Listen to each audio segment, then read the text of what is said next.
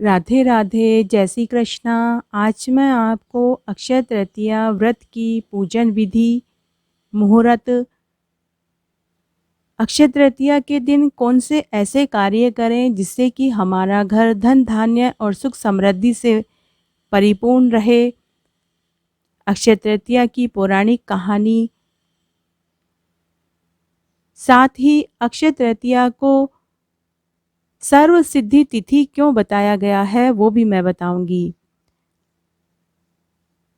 बैसाख मास के शुक्ल पक्ष की तृतीया अक्षय तृतीया कहलाती है।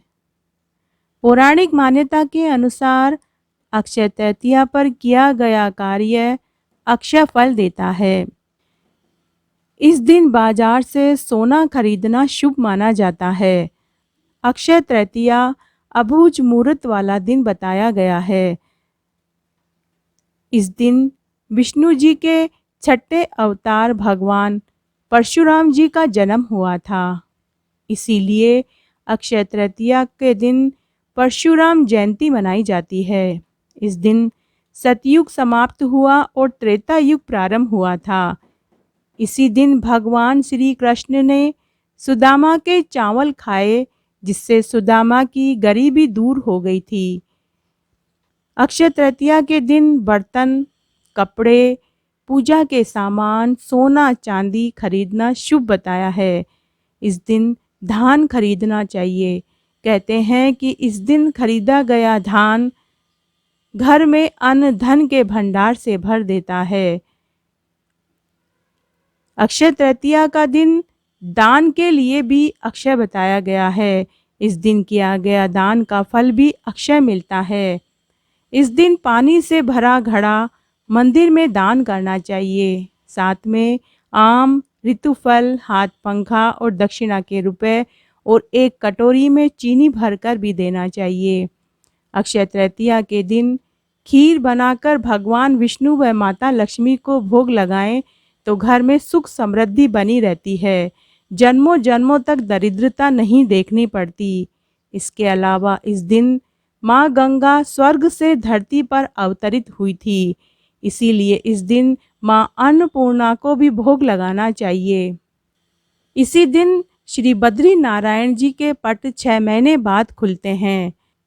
इस दिन भगवान विष्णु को तुलसी और जल मिलाकर अर्पित करना चाहिए। अक्षय तृतीया के दिन वृंदावन के बांके बिहारी जी के मंदिर में केवल इसी दिन श्री विग्रह के चरण दर्शन होते हैं। अन्यथा पूरे साल यह वस्त्रों से ढके रहते हैं। नर और नारायण ने भी इसी दिन अवतार लिया था।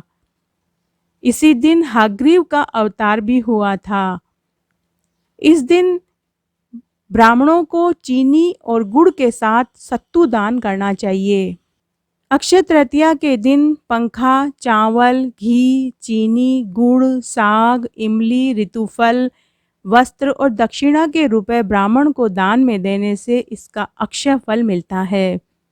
भगवान गणेश और ऋषि वेद व्यास ने महाकाव्य महाभारत लिखने की शुरुआत भी इसी दिन से की थी।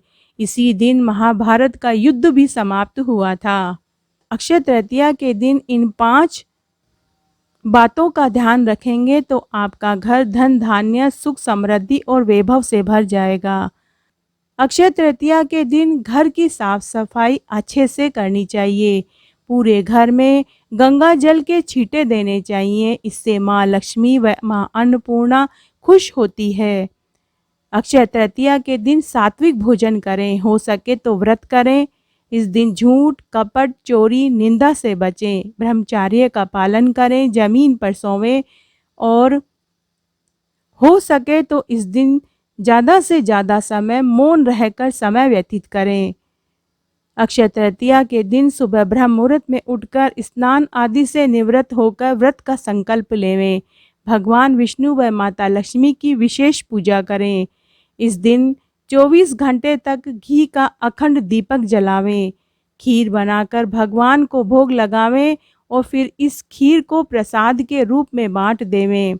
हाथ पंखा, धान, घी, गुड़, पताशे, ऋतुफल, हरी सब्जियां और वस्त्र व जूते दान में जरूर देवें। अक्षय तृतीया तिथि प्रारंभ होगी 14 मई को 5:38 से और समाप्त होगी 15 मई को 7:59 पर।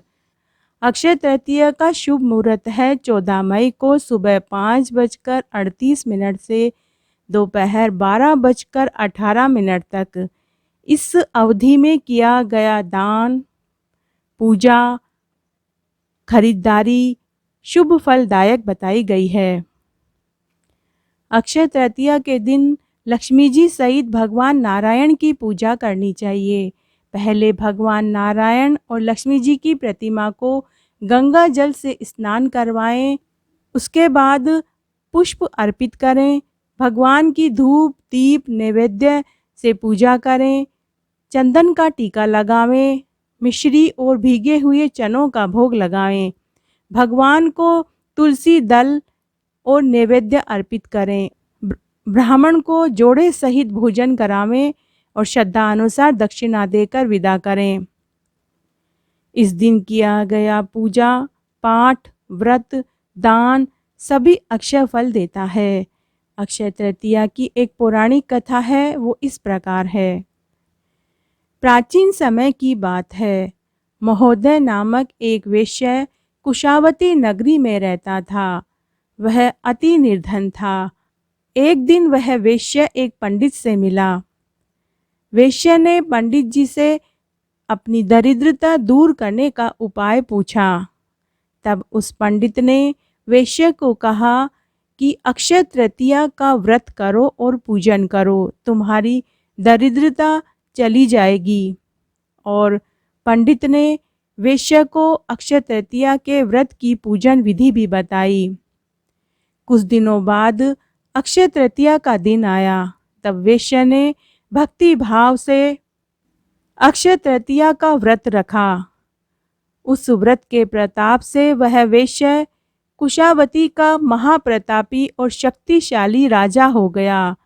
उसका कोष हमेशा स्वर्ण मुद्राओं हीरा जवाहरातों से भरा रहता था। वह राजा स्वभाव से बड़ा ही दानी और धर्मात्मा था।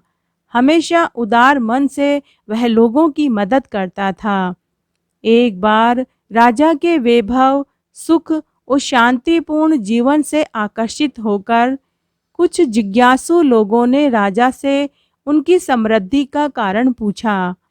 तब राजा ने पूरी सच्चाई बताई और बताया कि अक्षय तृतीया का व्रत करने से उसे यह स्थान प्राप्त हुआ है। तब लोगों ने अक्षय तृतीया के व्रत की पूजन विधि और कहानी पूछी।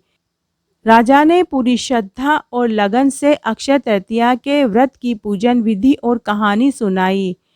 उसी दिन से सभी लोगों ने अक्षय तृतीया का व्रत रखना शुरू कर दिया।